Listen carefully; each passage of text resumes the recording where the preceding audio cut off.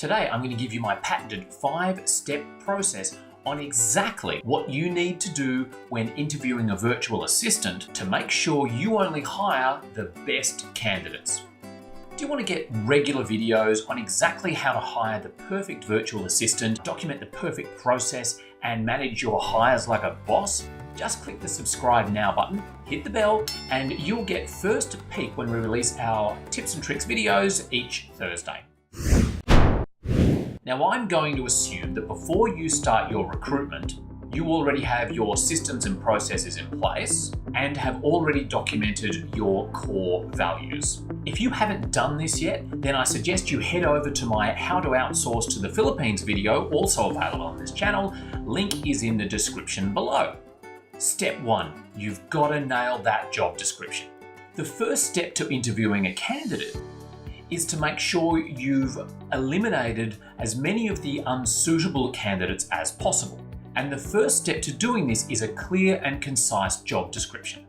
In your description, you should clearly outline the type of work they'll be doing, the rate of pay, the hours they'll be working, including the time zone they'll be working in, and the type of employment you're offering, whether you're offering a full-time role or a short-term contract role. Also, make sure your core values are in there, as this paints a very clear picture to your candidates as to what type of employer you're going to be. Remember, your job here is to weed out as many candidates as possible, leaving you with only the most suitable. Step 2, personalised applications only. Once you've advertised, you're going to get hit with a ton of applications, the majority of which will have been copy-pasted by the applicant who won't have even read your job description. To continue from step 1, make sure you include a note in your job description, letting all candidates know you'll only be looking at applications with a personalised cover letter. Disregard any copy-paste applications regardless of how good they look. If the candidate can't follow a simple request to send in a personalised application, how are you going to trust them to do the more complex tasks that are required for the role? Step 3, initial video interview.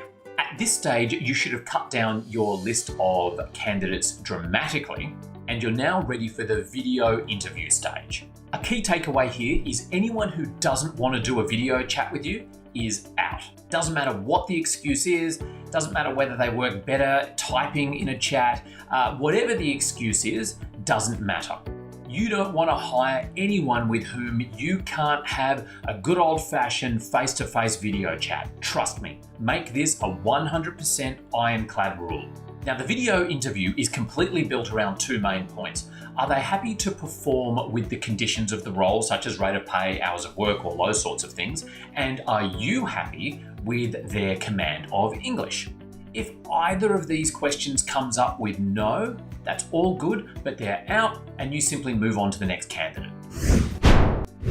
So the only sorts of questions you really want to ask in these videos are compliance questions. Some great examples include, are you happy with the rate of pay we're offering?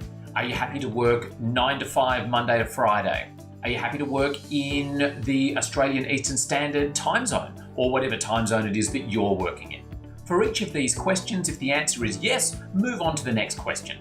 If the answer to any of these questions is no, that's fine. You thank them for their time and move on to the next candidate. Don't forget, anything less than amazing is not a good fit for your business. So at the end of the interview, you should have 2 key pieces of information. First, they're happy to comply with all of the conditions of the role that you set, and for technical roles, they have the relevant experience that you've asked for. Second, you'll have a great idea of their level of English. I like to rate each of these from 1 to 4. 1 being poor, 2 being adequate, 3 being good, and 4 being excellent. Personally, I only accept candidates who have an English level of excellent, and I highly recommend you do exactly the same.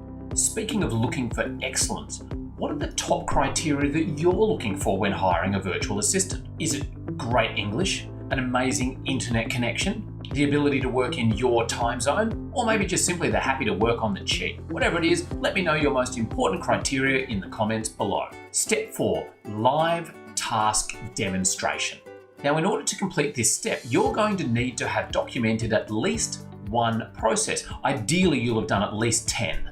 Once you've done that, you're now ready to give each of your candidates a task that demonstrates their ability to follow directions and also their ability to ask intelligent questions. Ideally, the task that you give should be a little bit complex, but nothing too crazy. Just complex enough that the candidate will almost certainly need to ask you some clarifying questions in order to complete the task successfully. Once your candidate has finished the task, you'll now have two important pieces of information. One, how well do they follow directions? Second, how good are they at looking for clarification and asking intelligent questions? For each of these criteria, again, give a score from 1 to 4, bad, adequate, good, excellent. Again, you should be looking for at least a 3 or a 4 for both of these. Step 5, a trial period, otherwise known as a probation. By now, you should be down to only a few candidates, all of whom you'd probably be happy to hire and bring into your business.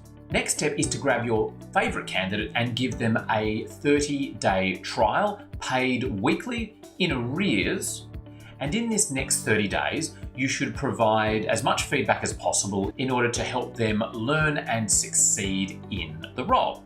During the probation or trial period, you should be regularly updating a checklist on what it is you want your new team member to be doing each day. As part of this checklist, make sure you include a couple of compliance things like, did they turn up on time?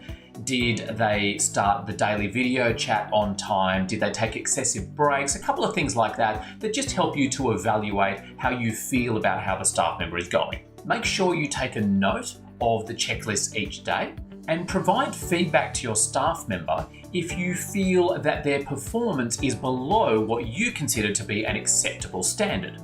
If you're keeping scores from 1 to 4, again, anything below a 3 would be getting my immediate attention. After the trial period of 30 days, go over your scores, work out the average for the period, and then decide whether you'd like to work with this person on a full-time basis. If yes, then congratulations, you've found yourself a winner. If no, just go back to your shortlist of candidates, offer the next best candidate on your list a trial, and follow the same process again. Eventually, you will find the perfect fit for your organization, which is exactly what we're after.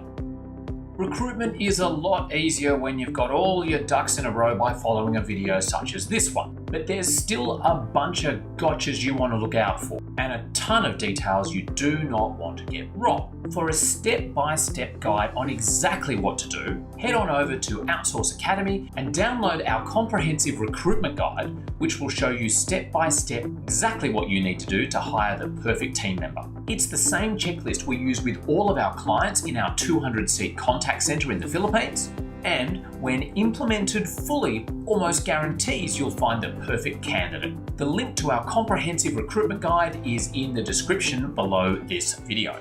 If you found these tips useful, help me promote it to other business owners just like you by liking this video. Click the subscribe button, ding the bell, and you'll be the first to know when we have a new outsourcing tips and tricks video every Thursday. But right now, before you do anything else, what are your top criteria when hiring a virtual assistant? Let me know by leaving a comment below. So thanks again for watching. I really appreciate it. Don't forget to subscribe, and I will see you in the next video.